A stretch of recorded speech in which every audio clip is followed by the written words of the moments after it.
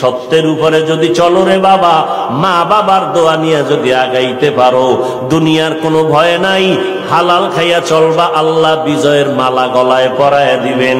কয়দিন আর দুনিয়ায় বাহাদুরি করবারে বাবা, আল্লাহ যদি সমুদ্রে একটু হুকুম করে একটু গরম হয়ে যা, রাতের ঘুমের মধ্যে 1 মিনিট লাগবে না, কুতুব দিয়ারে ধ্বংস করার জন্য 1 মিনিটও লাগবে না।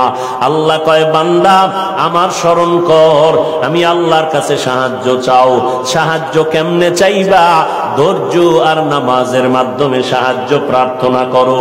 আজকে আমাদের ভেতরে ধৈর্যের বড় অভাব, নামাজের বড় অভাব। ও যুবকেরা, ও পর্দার আড়ালের আম্মা জানেরা, আজকে নামাজের এত বয়ান, এক বেলার নামাজ ছেড়ে দেওয়ার কোনো সুযোগ নাই।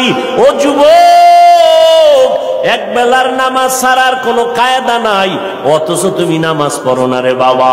আজকে আমি তোমাকে কিন্তু এই কথা বলি নাই আমগো মতো হুজুর হইয়া যাও, পাঁচকল্লি মাথায় দাও একবারও বলি নাই, কওমি মাদ্রাসায় পড়ো তাও বলি নাই, স্কুলের লেখাপড়া বন্ধ করো তাও বলি নাই। বরং বাবা তুমি চাকরি করো, ব্যবসা করো, স্কুল কলেজে পড়ো, কোনো বাধা নাই।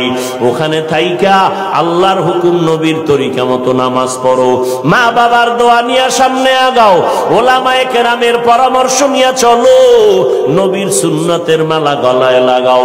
খবরদার, কপাল পোড়া যদি হইয়াই থাকো তাহলে কিন্তু তোমার কপাল দুনিয়াতেও শেষ, আখিরাতেও শেষ।